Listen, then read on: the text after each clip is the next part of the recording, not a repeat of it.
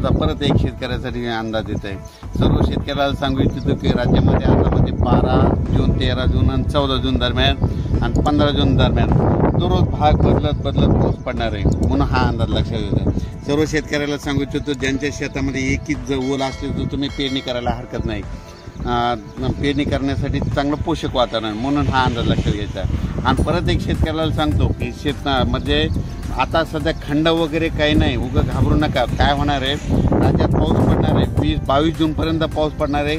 आज या तालुक्यात पडणार आहे, उद्या दुसऱ्या तालुक्यात पडणार आहे, म्हणून हा अंदाज लक्षात घ्यायचा। सर्व शेतकऱ्याला सांगितलं की राज्यामध्ये फक्त 15, 16 आणि 17 जून दरम्यान थोडी उघाड राहणार आहे, पण विदर्भात मात्र पाऊस पडणार आहे, म्हणून हा अंदाज लक्षात घ्यायचा।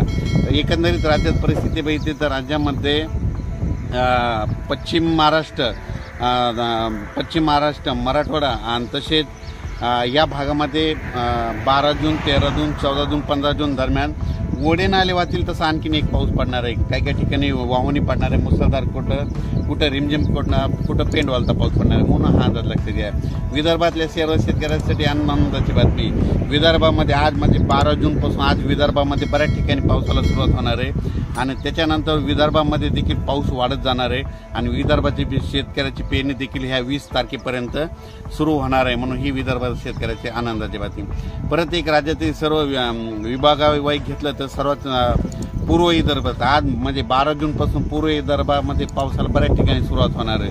त्याच्यानंतर पश्चिम विदर्भात देखील 12 जून ते 22 जून दरम्यान दररोज भाग बदलत पाऊस पडणार आहे, म्हणून हा अंदाज लक्षात घ्यायचा।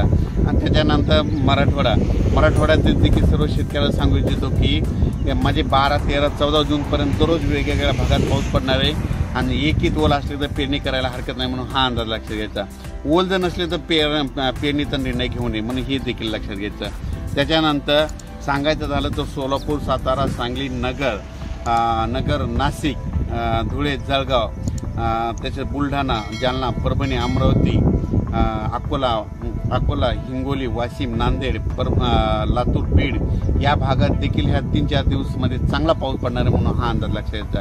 पण सोलापूर जिल्हा, धाराशिव जिल्हा, लातूर जिल्हा, बीड जिल्हा आणि सांगली जिल्हा म्हणजे आता ह्या 3 दिवसात मात्र आणखीन जोरदार पाऊस पडणार आहे, म्हणजे तिकडं ओढे नाले वाहतील, छोटे तरी असतील तर ते देखील भरणार आहेत, म्हणून हा अंदाज लक्षात घ्यायचा। अचानक वातावरणात बदल झाला तर परत एक मेसेज दिला जाईल।